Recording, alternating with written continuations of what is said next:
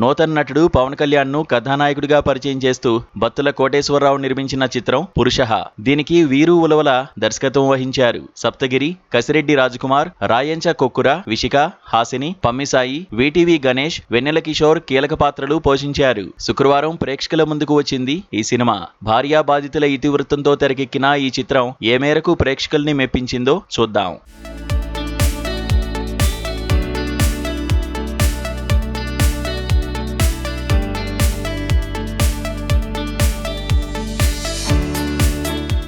Gopichand, Satyababu, Srinu, kiss చిన్నప్పటి నుంచి స్నేహితులు. ఈ ముగ్గురు కమల, లక్ష్మి, గీతలను పెళ్లి చేసుకుంటారు. ఇందులో గోవింద్ ది ప్రేమ వివాహం, మిగతా ఇద్దరివి పెద్దలు కుదిర్చినవి. పెళ్లైన ఏడాదిలోపే వీరి జీవితాలు పెళ్లాల చేతిలోకి వెళ్లిపోతాయి. అనుమానంతో వీళ్లంతా భర్తల్ని ఓ ఆట ఆడుకుంటారు. ఓ శుభతరుణంలో కిస్ పెళ్లి పిలుపు రావడంతో 3 ఫ్యామిలీలు పెళ్లికి హాజరవుతారు. గోవింద, సత్తి, శ్రీను కుర్రతనంలో చేసిన చిలిపి చేష్టల గురించి కిస్ రాసిన డైరీ వల్ల భార్యలు ముగ్గురికి తెలుస్తోంది. ఇంతకీ ఆ డైరీలో ఏముంది? గోవింద్ కు ఫ్రాన్స్ అమ్మాయి రోజీకి ఉన్న సంబంధం ఏంటి? కోర్టు వరకు వెళ్లిన ఈ 3 జంటల కాపురాలు ఏ తీరానికి చేరాయి అన్నది కథ.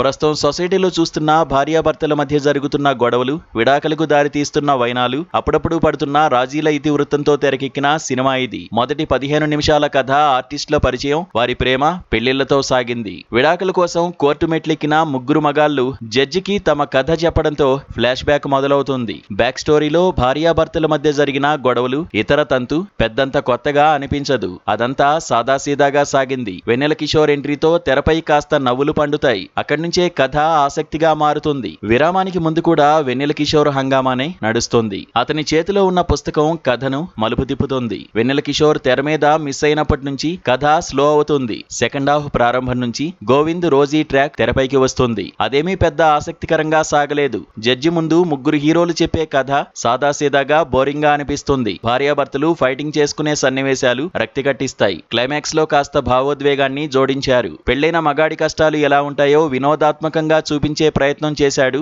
దర్శకుడు. అయితే అది అన్ని చోట్ల వర్కౌట్ కాలేదు. క్లైమాక్స్ లో ట్విస్ట్ ఊహించనిది. చదువుకునే రోజుల్లో అల్లరి చేష్టలు సహజం. వాటి వల్ల విడాకుల వరకు వెళ్లాలా అన్నది సమంజసంగా అనిపించదు. దానికింకా ఏదైనా బలమైన రీజన్ చెప్పుంటే బావుండేది. క్లైమాక్స్ లో భార్యల్ని యుద్ధంతో కాదు ప్రేమతో గెలవాలి అనే ఓ సందేశం ఇచ్చారు.